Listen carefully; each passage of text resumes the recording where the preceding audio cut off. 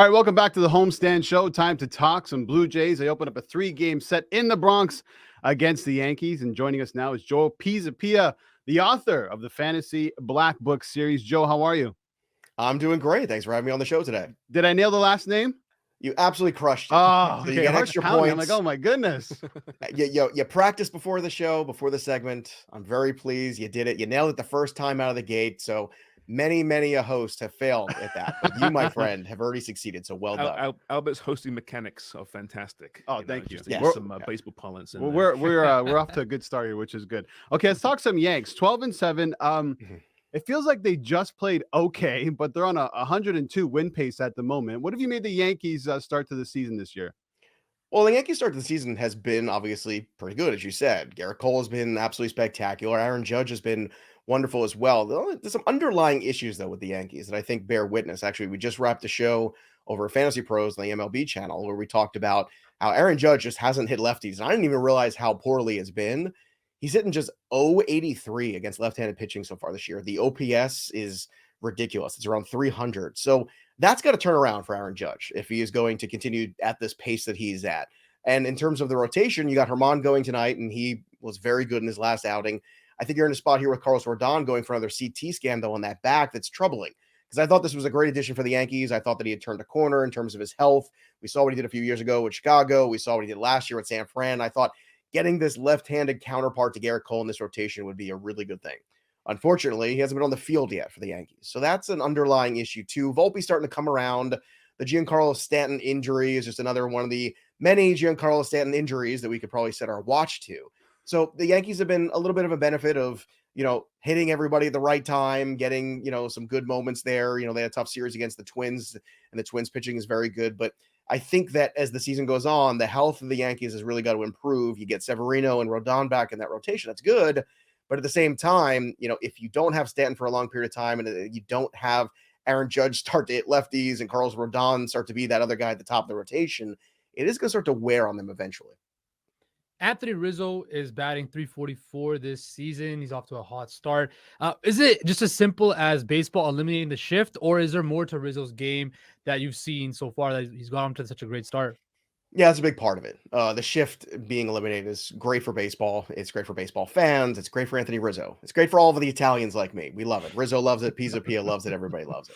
But I think that you can see that there's a big indicator for that because he was one of those guys that was affected greatly by the shift. But at the same time, he's not a 340 hitter. This is just a good April. Things are going to come back around and come down a little bit for him. And that's the other thing. Whenever you're looking at guys who are red hot, for instance, Matt Chapman, right on the other side of this game. And guys who've been red hot, eventually that's going to come back down. Guys aren't going to hit 400 all year, so great torrid Aprils are awesome, but they can become a distant memory by Memorial Day. And I think that's something you always want to remember and kind of build into your fantasy shares and, DFS and your wagering, all the things that you do related to sports and baseball specifically.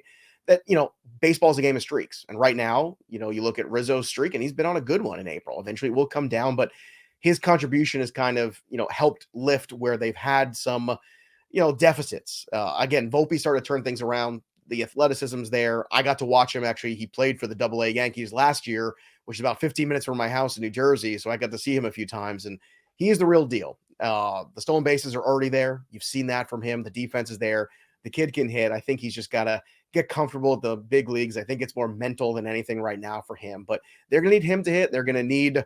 we'll see what Donaldson coming back to, if that injects this lineup a little bit. But the Yankees are in a tenuous spot right now. And I think that division, obviously, with Toronto being as loaded as they are and Tampa being as good as they are and what a start they've gotten off to, I think that is also something where the Yankees need to keep pace. You don't want to fall behind these other two teams. Yeah, it's a good point. I don't think anyone really expected Tampa to be this good this early in the season. You mentioned Judge there, and he obviously gets the massive new contract, but there's no signs the burden's too much for him, aside from facing those lefties, of course. In the pantheon of Yankees greats, where do you think this guy will end up eventually? Of Aaron Judge, where he ends up in the pantheon? That's a great question. We're always prisoners of the moment here most of the time, and the Yankee pantheon has bigger doors than some others. So I think it's going to take a lot for him to get there. Certainly that contract is going to assume that he's going to reach that level, and winning the MVP last year is a big part of that. And He's been a tremendous player, a tremendous asset to the Yankees. So certainly I think he has that potential to be one of the all-time great Yankees, but I think it's premature to put him there yet. Like, I wouldn't go ahead and put him there at this point in time. Winning an MVP is great. Some of the big seasons, having that Yankee home run record, he's always going to have that piece of history.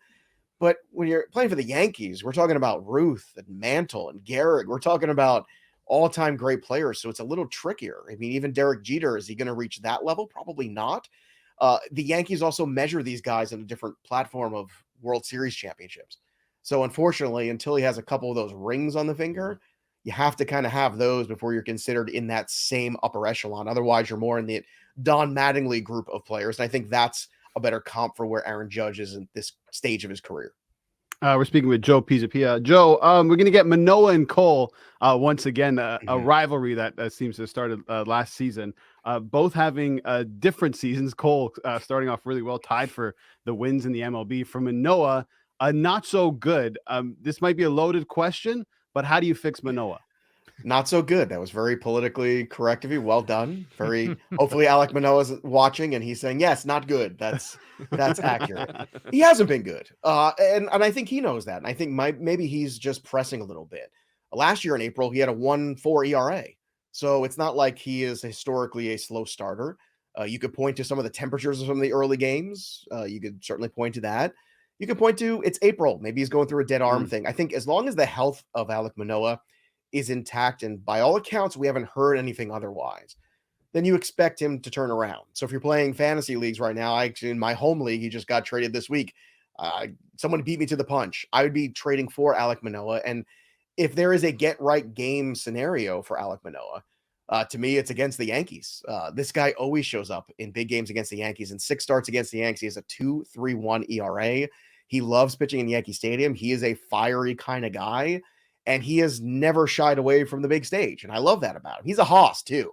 You got to love those guys who go out there who look like they can, throw back a few and then go out there and throw 7 innings. That's my kind of dude. That's my kind of pitcher. So I'm rooting personally for Alek Manoah. But I think at the same time, the only way you get really concerned with him, you saw the velocity kind of fluctuate a little bit. As long as the velocity is good in this next start, the results get a little better, I think it's smooth sailing for Alek Manoah because he was tremendous last year. And I think the walks have really been his undoing. He's had 15 walks already this year, if memory serves. He had 50-something last year total in almost 200 innings.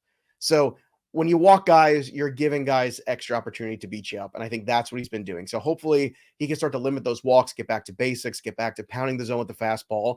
And he's got an opportunity here against the Yankees without Giancarlo Stanton, not at their full strength, without a few other guys necessarily, that he should get right. So maybe this is exactly what he needs in this weekend against Gerrit Cole to kind of shake off the dust of what's been a disappointing April and hopefully get back on track, because Alek Manoah was in that conversation for a Cy Young this year, and he has pitched like anything but. Yeah, and it's been a weird start for all starters on the Jays. I mean, every starter has looked great once, but they've also labored at another time. What do you put that down to? Is that just early season jitters? Well, it depends on different guys. Gossman's first couple starts were great, but we talked about baseball being a game of streaks, right? He's not going to have a 1 ERA all year. So you knew that start was coming. So if you're betting against it, eventually you were going to find it. Barrios has been nothing but inconsistent since he's come over there. And that's a troubling situation, because there was a pitcher, I think, who had all of the makings of a true front end starter when he came up with the Twins. And I was hopeful that maybe it's just a new environment, maybe some new people in his ear, things would get better. And it really hasn't. It's really just been more of the same inconsistencies. As a Mets fan, I watched a lot of Chris Bassett last year, and I can tell you Bassett is a really good number 3 starter. I think that's what they lacked last year, because Barrios was so inconsistent. They were getting good starts from Gausman and Manoah, and then that third start was always kind of left up in the air. And that's a bad thing, because that's how you get into the playoffs, and that's how you do damage. Because if you're going to be a team that's going to be elite, it's that third starter in that rotation. Most teams 4 and 5 guys are going to be average at best, if not below average in the major leagues. So having that true number 3 guy who can go out there and give you a quality start and a chance to win every 5th day is huge. I think Chris Bassett can be that guy. Alek Manoah's got to pitch more like the front end guy that he was the last 2 years in order for this all to work. But we got to be patient. It's the 21st of April. There's a lot of baseball left, So we don't want to get too crazy too quickly. Kikuchi, big start tonight too. he's been a kind of another bad luck guy. If you look at some of the FIP numbers compared to the ERA, if you look at some of the BABIP numbers against him, I think Kikuchi is another useful piece of this rotation. So I think patience right now for the Blue Jays. I know some of the moves they've made in the Rogers Center to make it a little bit more hitter friendly have also been quality. So that's going to be a good thing for this offense going forward. So I would be patient with this rotation, impatient with Barrios. But the rest of these guys, I'm expecting Manoah, Bassett, and Gossman to really carry this staff all year. Moving to the Jays bats, the biggest two names are probably Vladimir Guerrero Jr. and Bo Bichette. I'm always interested to see what people down south think and what the perception is of the Jays, and more specifically Vlad and Bo. I love this. I'm the first time ever a New Yorker has been called down south. I can't get enough of this. I want this forever. Look, we love Vladdy here. Vladdy's another one of these guys who's just a special player. If you look at what he's done so far this year in 2023, he's got the 3 homers, hitting 338. This is that rare combination of a player who has incredible power, incredible on-base skills. I mean, the on-base percentages are 400 right now, incredible batting average. I feel like we're starting to come back around to batting average. I like deep stats. It's great. But I think that, in all due respect, the baseball nerds sometimes taking it too far. And, it's good when a guy hits 300. It means he's on base. It means he's putting the ball in play. It means he's squaring up the baseball. It means he's hitting the ball with authority. Like, it does matter. All the other deep stats are good, and they're good measurables. And it's great ways to look at players and see what's going wrong with the player. Is this guy really as bad as we think? Nate Eovaldi was a great example of that not too long ago, going into this week, where his ERA was above 6, but his xFIP and his FIP were under 3. And they were basically one of the best in baseball. And wouldn't you know it, all of a sudden this week he had a much better start, much better results, right? So if you look at all of the metrics for Vlad's a special talent. Bo Bichette's been a special talent too. I think the Varsho acquisition by the Jays was a very keen one for them. They gave up a lot to get him. Moreno, I think, is going to be a nice player. But the real question for this Jays lineup is, have these adjustments that Matt Chapman has made, ironically, in his contract year, who would have thought it, boys, right? That in a contract year, people work a little harder, maybe, start to put a little bit more effort into what's going on and figuring out what the hell's wrong. I don't think Chapman can sustain what he's doing, but if he can improve on what's been a lackluster batting average and kind of a lackluster offensive player, the power's been there. But for the most part, you need more than that out of Chapman, I think, with this lineup right now, especially with the bottom of the order. Merrifield's come around a little bit. That's good. I don't know how much offense you're going to get out of Belt and Kiermaier, but we think the world of Bo Bichette and the world of Vlad Guerrero. I think at the end of the day, you just need more than those guys to get the job done. Yeah, listen, it's going to be an interesting year for the Jays, and hopefully for Toronto fans around here, they can make a run to the World Series. Joe, thank you so much for doing this. Let's do it again soon.